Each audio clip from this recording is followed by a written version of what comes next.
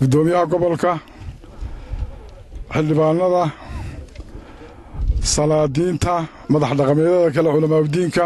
waxgaradka ganacsatada dhalinyarada madaxda ciidamada qaranka ee halkan joogta idaylkiinba assalaamu calaykum waraxmatullaahi wabarakaatu runtii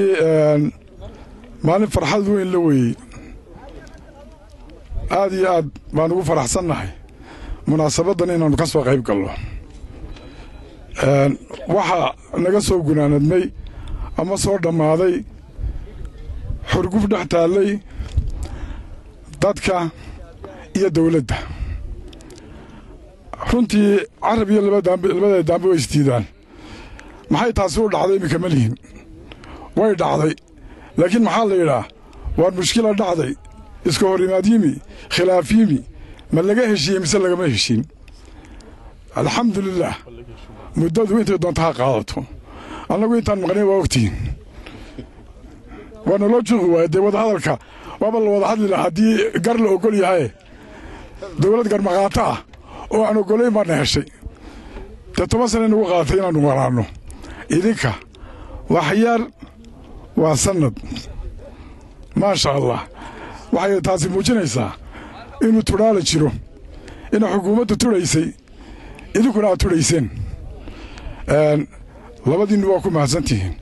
xukuumaddu aqbalka madaxweynuhu xafiiska madaxda gobolladu iyo waxgaradku muxuu ahaa ka shaqayntay ka shaqaynayna arrintani sidaa ku dhammaato waan ugu wada mahadnaqaynaa waxaa kale mahad mudan madax dhaqameedyadan ka tirsan beelahan degan dhulkan ee had iyo habeenba hadday salaadiintooda tahay hadday culimmadii tahay hadday waxgaradkii tahay u xaydnaa ee u guntaday inay arrinkani naga soo afjarmo waxa kale iyaduna aan halkan uga mahadnaqayaa madaxda ciidamadii qaranka boliis iyo muxuu ahaa ciidankaba ilaa intay hawshani socotay wax wadaqabadkii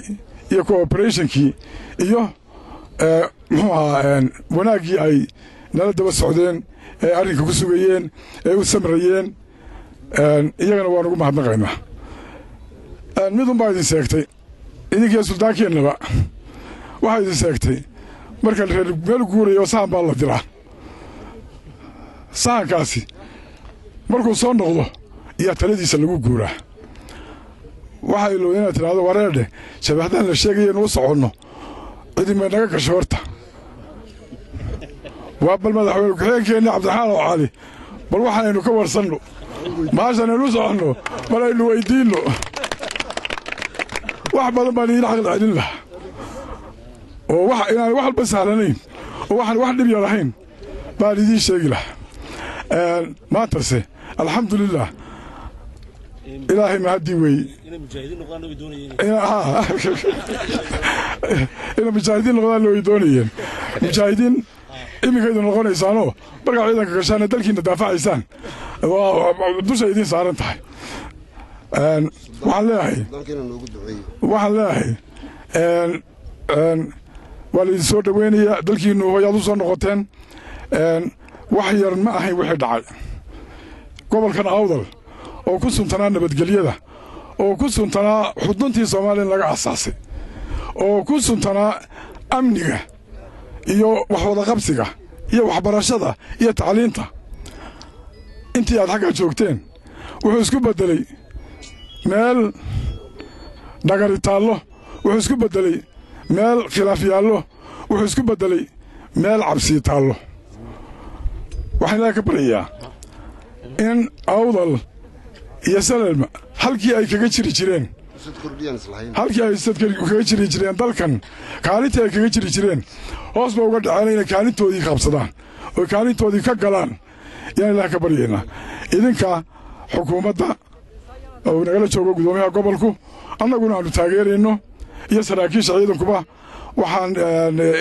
idin soo dhoweynaynaa waxaana leenahay wax alla wixii la qaban karo hadduu eebbaydmo ee karaanka xukuumadda ah kaga hadhi mayno waannu daba joogaynaa muxuu ahaa sidii muxuu ahaa dibidejin iyo dibidejin keliya maaha shabaadu markay dibadda ku maqnaadaan yar baad ku maqnaydeen dib u dadayn baa la yidhaa in intaaba la sameeyo insha allahu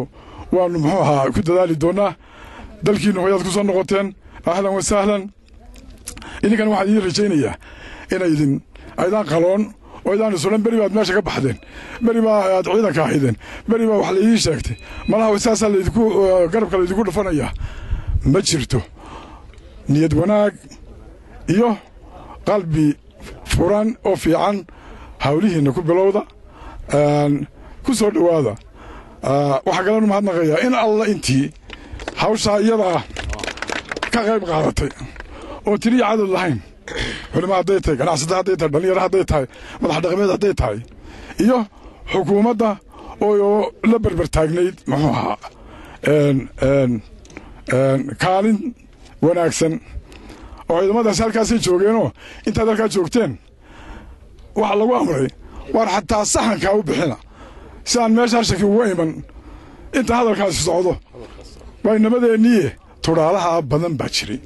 iyagana waxaan ugu mahadnaqaynaa sida habsamida ah ee quruxda badan leh ee ay noola shaqaynayeen